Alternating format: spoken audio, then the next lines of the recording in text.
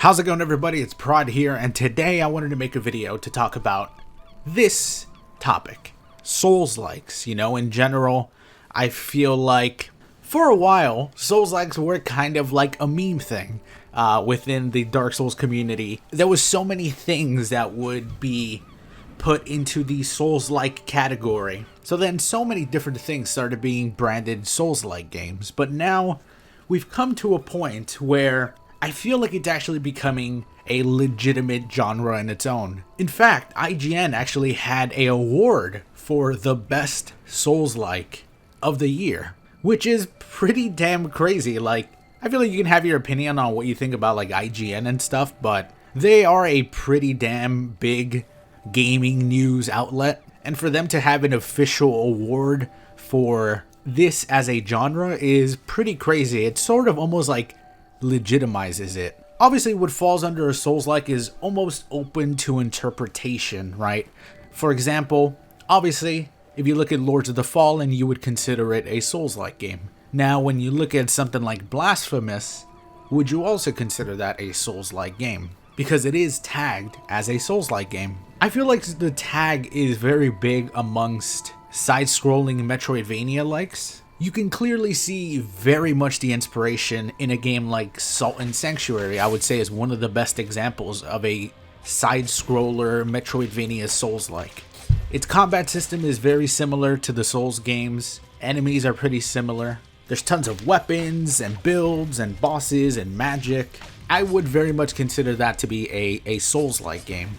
But I wanted to actually see what IGN considers the best Souls-like of 2023. So as the runner-up for the best Souls-like, they actually have Remnant, which is a surprise that it wasn't actually Lords of the Fallen, because I do know what number one is. But it's cool to see Remnant get some points, because I think Remnant 2 was one of the best games of the year. When it came out, it was my favorite game of the year up to that point. I know a lot of people when I was playing it would come in and be like, oh, so this is just more Remnant. And my answer to that was always like, well, yeah, it's Remnant 1, but better. Everything about it, in my opinion, is better. It runs better, it looks better, the enemies are better, the bosses, most of them are better. Some of them are still better on the original, but most of them are better. More weapons. So if you enjoyed Remnant 1, you're obviously going to love Remnant 2. And it's just a beautiful Souls-like. The game runs and just feels good to play. And even this is one of those games, like, would you consider it a Souls-like because of the guns? Of course, I absolutely would consider it a Souls-like. I think the gameplay design is very much inspired by Souls games, so I feel like at heart, that is kind of what makes it a Souls-like. And of course, the number one Souls-like of the year, which I would agree with, is Lies of P. Now, Lies of P almost takes on, like, not only like Dark Souls, but it also obviously takes on a little bit of inspiration from Sekiro when it comes to the deflecting combat, and the world is very reminiscent of something like Bloodborne. So it's almost like the perfect combination of almost like a From Software like type of game, where they take a lot of different elements from their different catalog of games and put them together into this one awesome game with their own unique story and characters. And I absolutely love Lies of P. A lot of people like to ask, what's the difference between Lies of P and Lords of the Fallen? Which do I think is better? I love Lords of the Fallen, but Lies of P I feel like is in general like a great video game.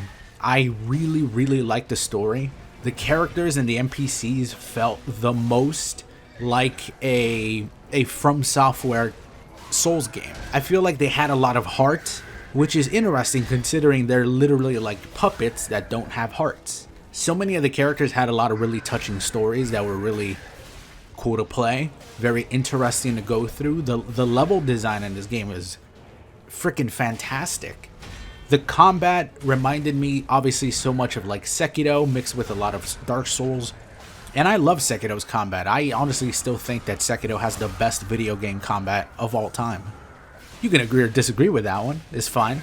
Everybody's got their own opinions, but I love the combat in that game. Like, no game has ever made me feel more badass than Sekiro did when I played it for the first time. Like, when you learn a combo from an enemy that does like a 4 or 5 hit combo and you time every single deflect perfectly and then get your own counter back, it is just unparalleled when it comes to other games' combats. And I think Lies of P did that extremely well. I think that they nailed the combat with their own unique flair to it. And it will certainly go down as one of the best Souls-likes of all time. But even something like this, and having the Souls-like tag be in such a big gaming news outlet like IGN, helps legitimize it so that, hey, maybe next year we might get a Game Awards Best Souls-like of the Year, because I feel like we're starting to see them within the last year or two, and going forward with games like Black Myth Wukong and future Neo games, which is like a mix of obviously Ninja Gaiden and their inspirations from like Dark Souls. You have their new one, Team Ninja's new game, Ronin, coming out. There are so many big games coming out that can be considered Souls-likes and be put in that Souls-like category, that I can definitely see this being a massive thing in the future. And it's already pretty big. So it just makes me happy, because for somebody like me who focuses on a lot of Souls-likes, it's been really cool for like the last, I would say, like 7 years to see that genre kind of grow.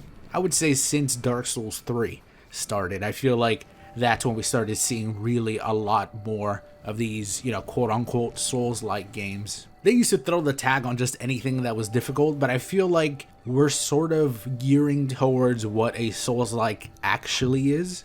If you look at games like, you know, obviously Lies of P and like Lords of the Fallen, Saw and Sanctuary, and they're only going to get better, in my opinion. I can't wait to see what type of revolutionary stuff we see in the future for this series and for this genre. And I wouldn't be surprised if it comes from the Lies of P developers, man. I know they got some DLCs planned. I know they got future sequels planned. So this could quite possibly right here be the beginning of another massive series of Souls-like games, which I'm all for it. I cannot wait, but I'm curious to get your opinion. Like, what would you consider to be a Souls-like game? What does the game actually have to entail? You know, is it the combat? Is it the world building? Is it the level design? I'd love to hear your opinions in the comment section down below. But either way, I just wanted to make a quick video where I can also tell you guys my favorite Souls-like of the year.